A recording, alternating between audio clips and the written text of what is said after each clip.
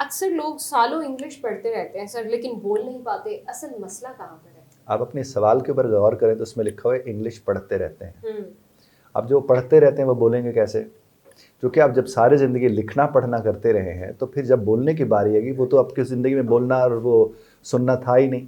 تو جب بولنا اور سننا نہیں تھا تو اس کے نتائج کیا نکلیں گے؟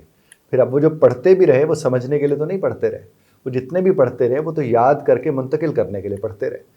تو جب وہ ٹرانسفر کرتے رہے کسی کا لکھا ہوا، اور کسی کا بھی کہ آپ بات کرتے ہیں کہ یہ جو بڑے بڑے پروفیسرز ہیں جو بڑے ماہرین ہیں زبان کو سمجھنے والے یا ادب سے تعلق رکھنے والے، انہوں نے وہ لکھ رکھی ہوتی ہیں وہ سمریز، چھوٹی چھوٹی سٹوریز یا لیٹرز یا جو بھی ہے، وہ انہیں یاد کرنے بچے نے اور پھر اسے منتقل کر دینا ہے. جب اسے منتقل کر کے آئے گا تو وہ اصل میں پڑھ کے بھی نہیں آیا، وہ یاد کر کے آئے.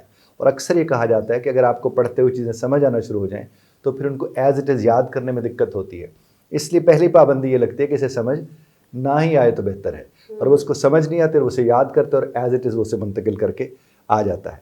آپ نے دیکھا ہوگا کہ وہ جس کو جو یاد کر کے بیٹھا ہوتے ہیں وہ اکثر ایک دوسرے سے وہ جب امتحان میں بھی نقل لگانے میں کہتے ہیں یار وہ اس کے بعد کیا آئے گا، وہ ایک لفظ بتاتے اور پھر وہ دوڑنا شروع کر دیتا ہے کیونکہ وہیں وہ ڈسکنیکٹ ہو رہا تھا، وہ کنیکٹ اس کے ساتھ ہو جاتا ہے. تو آپ بھی اس بات کو، اور ہمارے جتنے بھی سننے والے لوگ ہیں اس بات کو ضرور دیکھیں کریں کہ پڑھنے اور لکھنے سے آپ کے بہتر ہونے کا امکان ضرور ہوتا ہے، لیکن اس کا مطلب یہ نہیں کہ آپ کا بولنا بھی اس سے ٹھیک ہو جاتا ہے. بولنا ایک اور چیز ہے، اور بولنا صرف بولنے سے ہی آتا ہے. آپ اگر بولنے کا سوچتے رہیں گے آپ کو کبھی بولنا نہیں آئے گا. اور یہ جتنے بھی لوگ ہیں جو نہیں بول پاتے ہیں وہ بولنے کا سوچتے بہت ہیں. یہ بالکل اسی طرح سے بات ہے کہ جب کوئی لڑائی وڑائی ہوئی اور آپ کو آخر میں کوئی مکہ یاد آ جائے جو رہ گیا تھا تو نارملی کہتے ہیں کہ وہ پھر اپنے منہ پہ مارنا پڑتا ہے.